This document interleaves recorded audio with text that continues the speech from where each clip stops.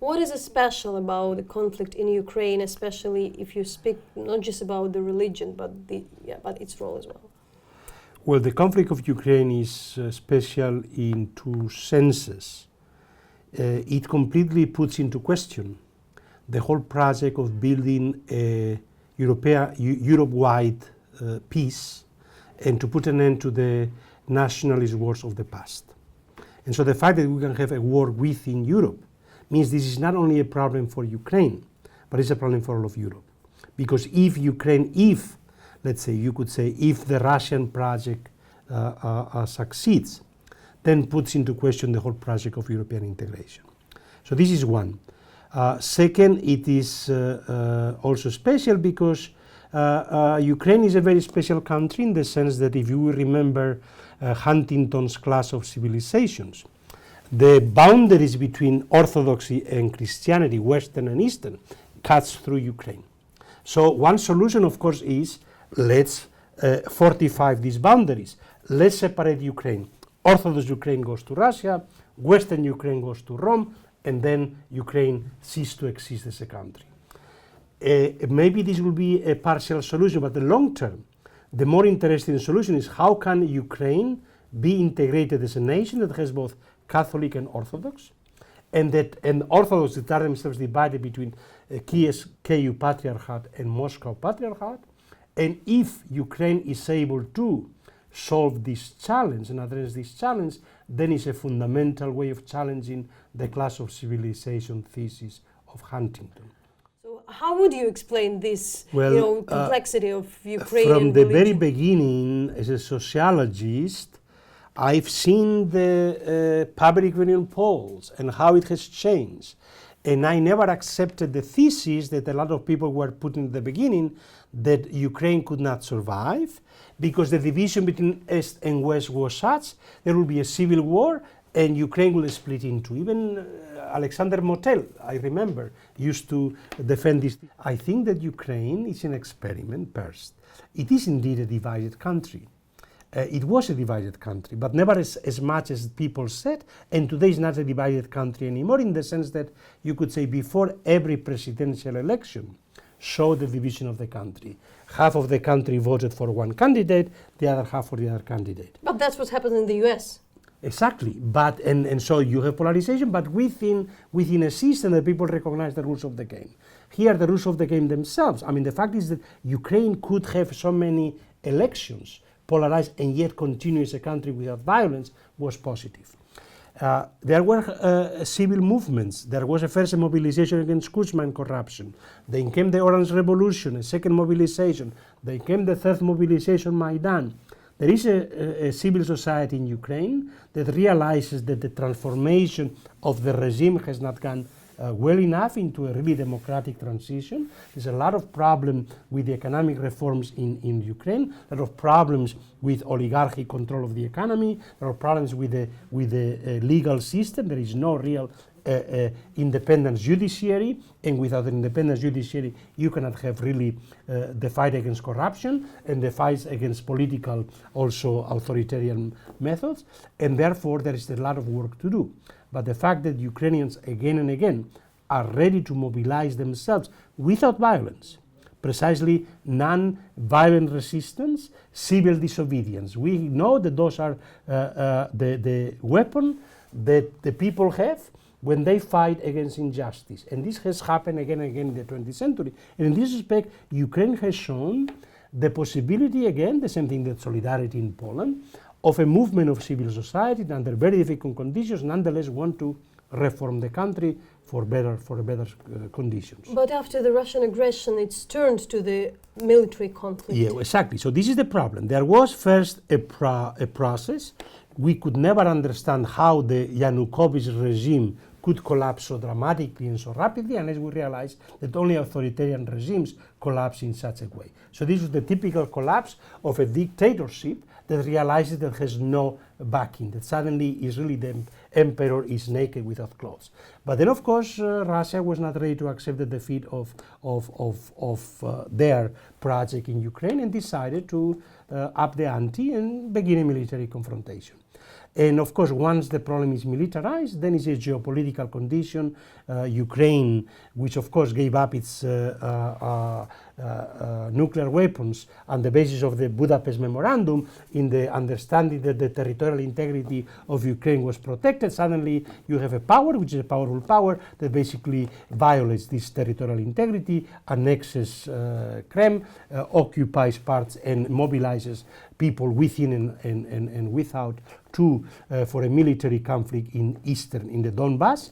And obviously this is something which Europe is not anymore only a problem for Ukraine, it's a fundamental problem for the Helsinki Accords. This was the Helsinki Accords, was the agreement written by every European country on the basis of which the 5 principles are precisely territorial integrity, non-changing of borders through force, all kinds of things.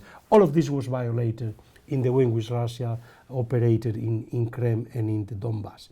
And OXE, that came out of precisely the Helsinki Accords, and the European Union, that came out as a project to precisely transcend the national conflicts within Europe through the reconciliation of Germany and France, have to respond and have to realize this is not only a problem for Ukraine, but it's a problem for a global order. So what in your opinion are the key elements to challenge that, to start to do something, and to besides having the discussion about the military option, right, what is the other option, apart that there is a necessity of the other option? Right. I mean, I'm not a geopolitical expert, and I'm really not the one to say about military options. But when I hear, let's say, somebody like Merkel repeat again and again, there is no military option, then it means, if you repeat it, means you are giving Putin the chances to impose his own military option. So there is no military option as a solution to the conflict, but at least to stop the humanitarian crisis today and to make sure that the military option of Putin aggression doesn't succeed. There has to be a counterforce, and Europe has to be the counterforce. If not militarily, then more seriously political, economic punishment to the military option that Putin prefers to use. And what would be the, you research and you know well the situation with the religion, so what is special about its role, both in the Maidan movement and, well, especially about Ukraine are two things. One, Ukraine is the only country of Europe that has, if you wish, one could say, broken away from the European model of a national church with some religious minorities, and has so many religious groups competing with one another, has 4 national churches claiming to be the national church of Ukraine, and so it has adopted what could be called a model of denominational pluralism like the United States. So in this respect, this is the positive aspect of religion in Ukraine. There are so many churches competing with one another, 3 Orthodox churches, 1 Greek Catholic, Roman Catholics, 3 main Protestant groups, Baptists, Pentecostals, Lutherans, and then Muslim Tatars, Muslims and Jews, and all of them were together at Maidan. And all of them participated in this mobilization, and rabbis and Protestant ministers and Orthodox priests and Greek Catholic priests, all of them were helping the people in Maidan, attending their spiritual needs, and then helping them when they were being wounded. So in a respect, the churches, the Ukrainian religious groups, acted the way Pope Francis said religious groups should act. They should leave the temples and go to the square and help the people in the squares. And this is what the good experience of Maidan. So this is the positive aspect of religion in Ukraine. The negative aspect is that 25 years ago, the situation was very different. There was only one church in Ukraine, the Moscow Patriarch, that had been precisely put there by Stalin, by repressing the other historical churches of Ukraine and bringing them underground. Democracy has brought this religious pluralism, but the Moscow Patriarch is not willing to give up its monopoly over Ukraine. And so now the religious, territorial, canonical claims of the Moscow Patriarchate go very well hand in hand with the imperial projects of the Russian government and the Russian Federation over Ruski Mir. So this is Nash territory, the politician said, and the Moscow Patriarch also said this is Nash territory, this is our territory. So as long as Russia does not accept fully the full independence of Ukraine and the right of self-determination of Ukraine, and as long as the Moscow Patriarchate does not accept the legitimacy of the other groups, the KU Patriarchate, the Greek Catholics, the Protestants in Ukraine, and does not cease calling them uniatists, schismatics, heretics, there is no room for really a peaceful democratic building in Ukraine. But how do you see how strong is this conflict, especially with the Moscow Church Patriarchy in Moscow and the Moscow Patriarchy in Ukraine? Well, the conflict, which a lot of people probably, it's maybe confusing for some people who don't well, understand. the conflict is there in the sense that obviously they are competing within Ukraine, but this could be a peaceful competition regulated by law, in which there is both recognized, and let then try to get as many followers as they want. Now, this is one aspect of the competition. But then we see what happened after the occupation of Crimea. The Moscow Patriarchate once again decided no, only the Moscow Patriarchate is the official church in Crimea. The KU Patriarchate has no right to be here. The Greek Catholics have no right to be here. They are foreigners now. If they want to be accepted, they have to register as foreign organizations or become again Russian citizens. You know the situation. And even Muslim Tatars, their leadership had to flee. So the situation is the Moscow Patriarchate was able to re-establish its monopoly over Crimea, and there is a way in which the situation in the fighting parts of Donbass, which are controlled by the so-called rebels or pro-Russian rebels, also we see the strength of the Moscow Patriarchate and the persecution of other groups, Protestants, Greek Catholics, etc. So ultimately, the question is whether we can have open, pluralist democratic Ukraine with freedom of religion, freedom of the press, and so that Ukraine can be a normal European country. But of course, for Russia, this is a very difficult proposition. And how do you see the development with the church in Russia, with all this movement, with this Ruski Mir, Russian world, and also proclaiming some of the more modern practice and something heretical? Well, it's a difficult situation because we know that the Moscow Patriarchate, that had been persecuted by Stalin before World War II, then under World War II, precisely when Stalin needed the patriotic mobilization of the Russian people, then brought back the Moscow Patriarchate and the Russian Church, the Russian Orthodox Church, to help the patriotic war. And since then, there has been always some fusion between the patriotic politics and the patriotic church. Of course, under the communist regime, the church was really persecuted, was very weak, and was basically without independence from the government. When independence came, let's say when the Soviet Union fell apart, there was a choice for the Russian church, either to become truly independent from the government or to be trying to be once again a confessional church. There were groups within the Russian Orthodox Church that thought it is better to be free and not to be controlled by the government, because we know what happens when the government controls the church. We lose our freedom, we lose our right to be Christians as we want to be Christians. But ultimately, the Russian Orthodox Church felt they were very weak. They couldn't compete with the competition from Pentecostals, from other groups, and decided that they wanted a union again with the Russian state.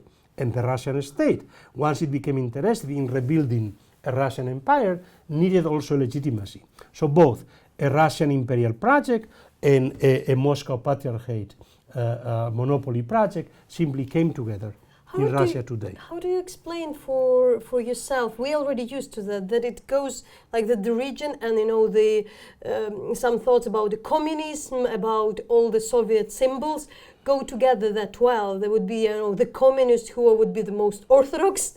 I mean, at the current days, and all the same, like you have a KGB, former KGB agent who would goes to the church, and it goes together. Yes, this is difficult to understand, and obviously this is, for me as a sociologist, I have to understand what does it mean. It means we cannot simply say these are Soviet. It's not the old imperial Russia, monarchic, let's say, Romanov's Russia before the Soviet Union.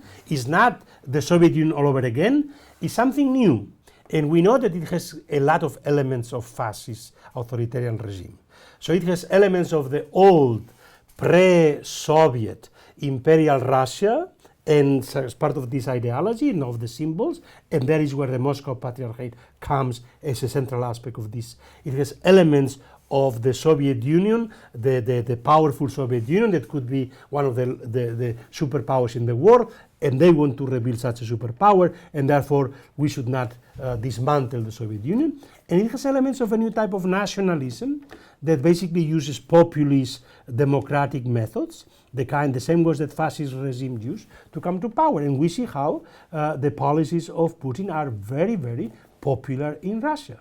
He has a tremendous popular support in the same way that fascist leaders that were populist leaders had a lot of popular support. But intellectually it's very hard to get how the communism goes together with the monarch symbols. And yes, of course, it's very difficult. It's very difficult. That's why we need new categories, and we don't have really So what is the challenge for the international scholars, for the scholars to research, to understand, and to kind of sort it out and explain? First, to understand this is really a new world we are entering in.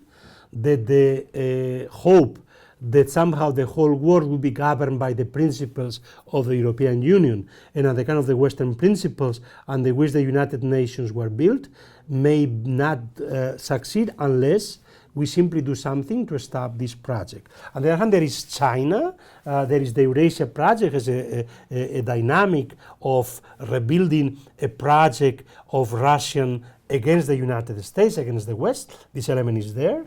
And so in order to build a project against the West, you have to say the West is not really democratic, this is only a front, is really liberalism, is decadence, is the end of values. So you can build then a new kind of moral international in which, and this is the paradox, in which the regime Putin can go to Europeans, leftist Europeans, which still think have positively of the Soviet Union, and of very conservative Catholics and Christians that say, look, but this is a regime that is against abortion, against homosexuals. This is a good regime, not like our decadent liberal regimes. So yes, it is a new situation, and it's a new type of cultural war going on within Europe, and we have to be ready to understand what the challenges are. But in modern world, when you really speak, the religious is so often misused by the politicians during the election because it's easier to make people emotional about that,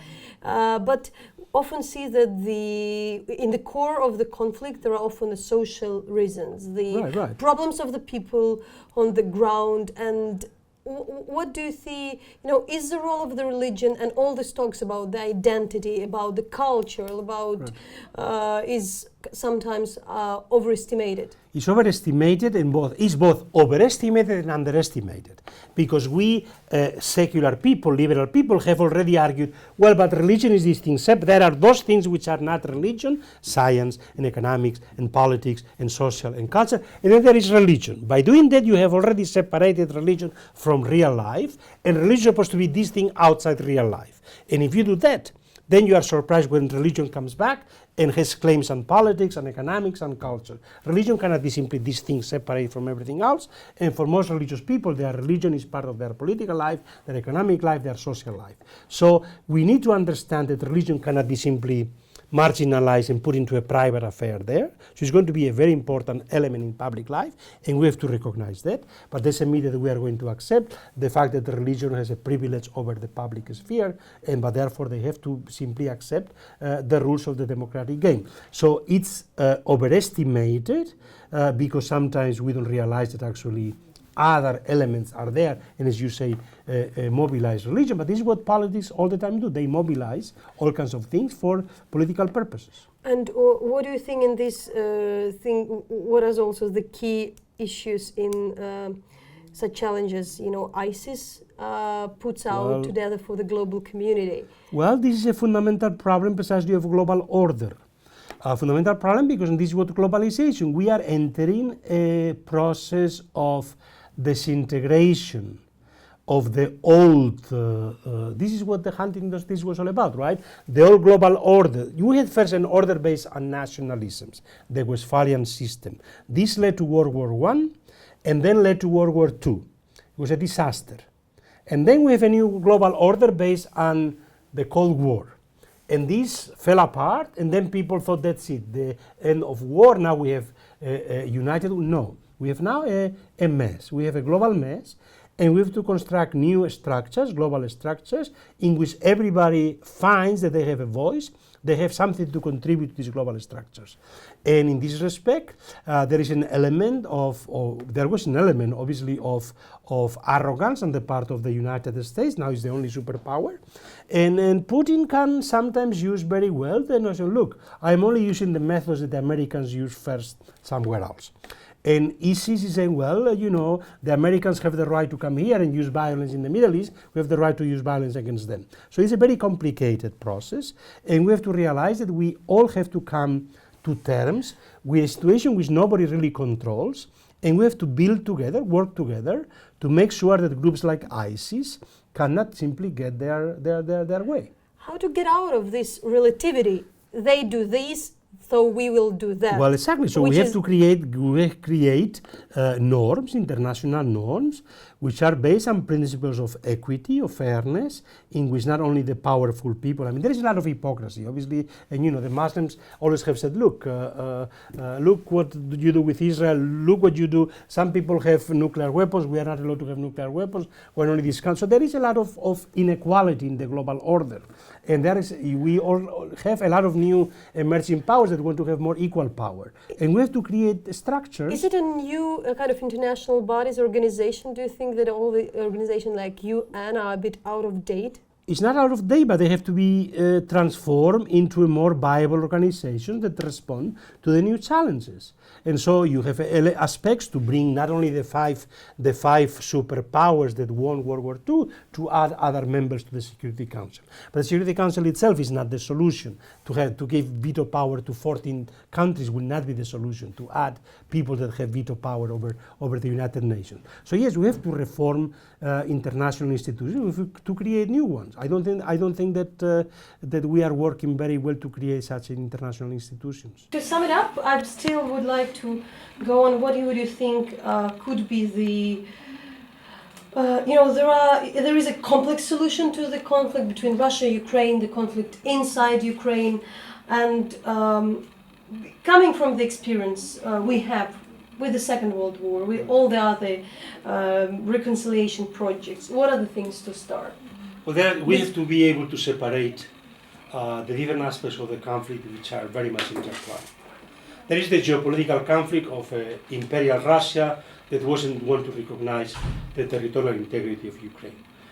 To this conflict, Ukraine cannot respond alone. It has to be a solidarity of the rest of European countries that want to create a European based on the Helsinki principles. So how to do it, I don't know, but I know that it has to be a European-wide solution to Russian abuse of power. Then there is how to stop the humanitarian crisis in Donbass. We have to do something to make sure that this does not continue. And here is where all of Ukraine, on both sides, have to somehow find ways or find solutions to what cannot last longer. And so there is where this idea of reconciliation in the future and how to build trust between the parts which are in conflict. And ultimately, long term, is how we can create, how Ukrainians can construct the kind of European country that is part of Europe and that can join the European Union without being a threat to Russia. So there are different aspects of so how to reform Ukraine, how to democratize Ukraine, how to bring legal reform. Those are long-term problems. And who are these people who could start? Well, we are all in this together. We are living in a global war in which we all have to become involved in solving this, because these are collective problems for everybody now.